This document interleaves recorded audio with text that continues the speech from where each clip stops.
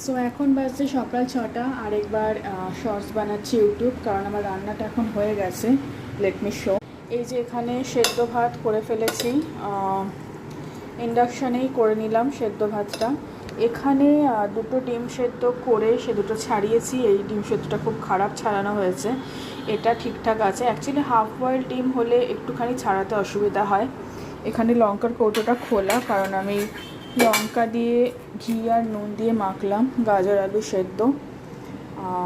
এই যে গাজরের অরেঞ্জ অরেঞ্জ জিনিসগুলো গাজর। সো এটা মাখা হয়ে গেছে। এখন একবার দেখিয়ে দিই ঝট করে কটা বাজে। এই যে এখন সকাল 6টা বাজে। আজকে 8 অক্টোবর মঙ্গলবার। সবাইকে আরও একবার শারদীয়ার অনেক শুভেচ্ছা। আমি এখন যাব, ব্রাশ করব, ফ্রেশ হব, তারপর নাম জপ শুনবো, একটু নাম জপ পারলে করবো, তারপর আবার খাবো। ওকে।